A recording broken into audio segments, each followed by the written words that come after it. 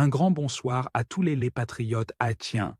Dans cette vidéo, nous allons développer le problème de l'eau potable en Haïti, un droit humain trop longtemps nié. Dans toute société moderne et organisée, l'eau potable est un droit fondamental, un bien public de première nécessité. Elle est la source même de la vie. Sans eau, il n'y a ni santé, ni hygiène, ni développement possible. Dans les pays développés, chaque citoyen a l'eau courante dans sa salle de bain, dans sa cuisine, dans sa cour, et cela grâce à une gestion responsable et structurée de l'État. Une taxe mensuelle est prélevée, en échange d'un service permanent, contrôlé, purifié, livré chez soi.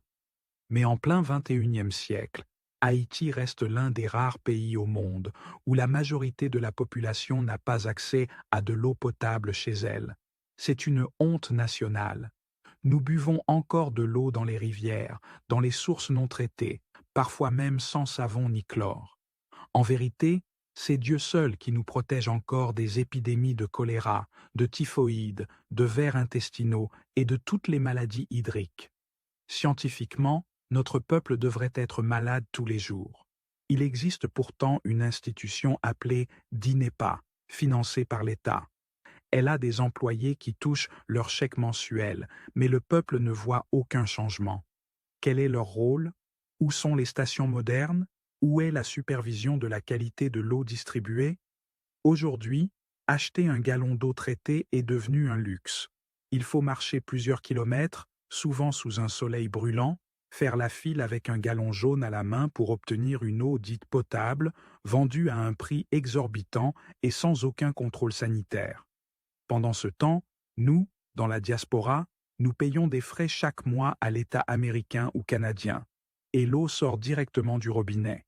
En Haïti, faire bouillir de l'eau est devenu un miracle.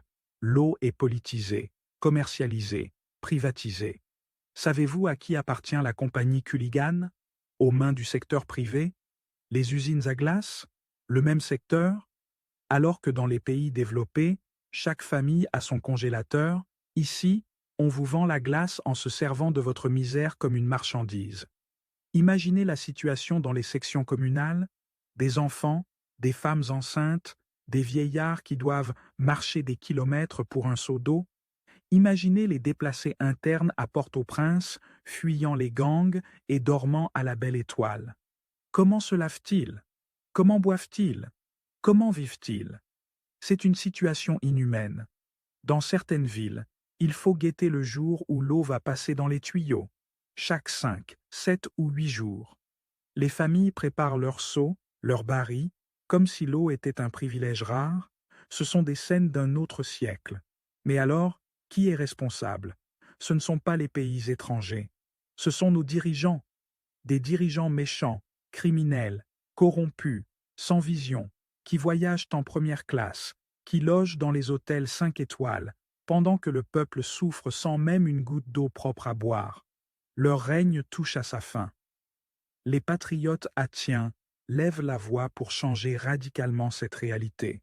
Nous avons une vision claire, un grand programme national d'eau potable, des machines d'État spécialisées pour purifier l'eau, des systèmes d'eau courante installés dans chaque maison, un ministère de l'eau avec des techniciens compétents, un budget dédié sous contrôle strict de l'État, la fin de la privatisation de l'eau au profit d'un accès universel et équitable.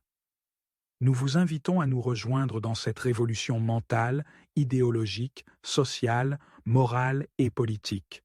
Abonnez-vous à nos chaînes YouTube, Facebook, TikTok, Instagram. Partagez nos vidéos, commentez, ouvrez les yeux. Jeunes, universitaires, entrepreneurs, étudiants, chrétiens, vaudouisants, diaspora, cette bataille vous concerne tous. Haïti a besoin de vous. Ensemble, écrivons une nouvelle page de l'histoire. Les patriotes haïtiens pour un État au service du peuple. L'eau potable, ce n'est pas un privilège, c'est un droit. Merci vive, Haïti nouvelle, vive les patriotes haïtiens.